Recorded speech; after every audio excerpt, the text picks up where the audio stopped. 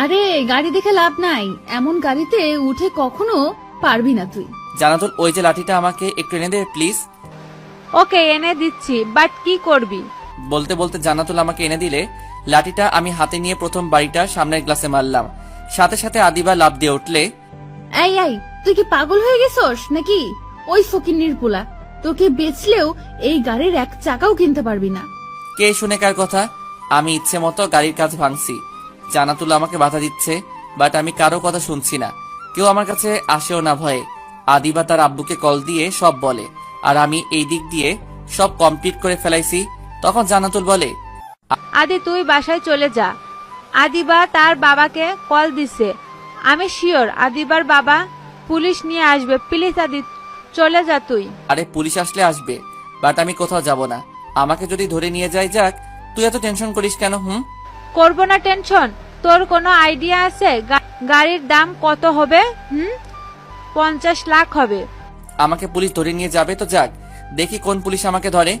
বলে জান্নাতুলের হাত ধরে আদিবার সামনে দিয়ে চলে আসলাম। আর বেচারি বসে বসে কান্না করছে। জান্নাতুল শুধু চিন্তা করে যাচ্ছে। আমার গাড়ি ভাঙা দেখে সবাই অবাক।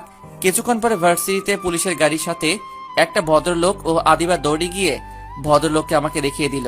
লোকটা আমার কাছে এসে আমার গালে 2টা চড় মেরে বলে, তুমি জানো এই গাড়িটা আমার মেয়ের খুব পছন্দ গাড়ি ছিল, কিছুদিন আগে শোরুম থেকে কিনে দিলাম, আর তুই সেই গাড়িটা নষ্ট করে দিলি। বলে আমার কলারটা ধরে নিয়ে গেছে পুলিশের কাছে। কিরে, তুই মাস্তানি শুরু করছো? আজ বুঝতে পারবে মাস্তানির ফল কি হয়। স্যার, আদির কোনো দোষ নাই। আদিবা তো আদিকে ল্যাং মেরে ফেলায়, আর আদির কপালটা ফুলে যায়, তাই রাগের বসে সে এইটা করে বসে। ওই মেয়ে, যাও এখান থেকে যাও। বলে জান্নাতুল করে পাঠিয়ে দিলে আর আমাকে বলে, তোর বাড়ির নাম্বারটা দে, কল দেই। বাড়ির নাম্বার দিয়ে কি হবে বলেন? আমি যা করছি তা ঠিক কাজটাই করছি অফিসার। চুপ কর। সাথে ভদ্রলোকটা বলল, কি এমন করেছে ছোট লোকটা? আমার মেয়ের শখের জিনিসটা নষ্ট করে দিছিস, তাকে নিয়ে চলেন। কি হলো, দে নাম্বার। আমি কিছু না বলে আমার ফোনটা বের করে ডিআইজি আঙ্কেলকে কল দিয়ে পুলিশ অফিসারের কাছে দিলাম। তখন পুলিশ অফিসার, ওই তুই কে রে? তাড়াতাড়ি করে গাড়ির জরিমানা নিয়ে ভার্সিটিতে চলে আয়, আর না হয় তোদের সবাইকে ধরে নিয়ে এমন মামলা দিব আর কখনো বের হতে পারবি না। ওই তুমি কে? আমি ডিআইজি বলছি। তুমি কোন থানার পুলিশ অফিসার?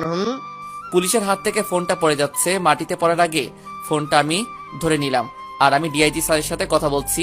ডিআইজি বলে, কি নাম অফিসারের? আমি নামটা দেখতে যাব, তখন দেখি হাত দিয়ে নামটা আড়াল করে ফেলায় আর বলে চোখে ইশারায় সরি। আমি ডিআইজি আঙ্কেলের সাথে কথা বলে ফোনটা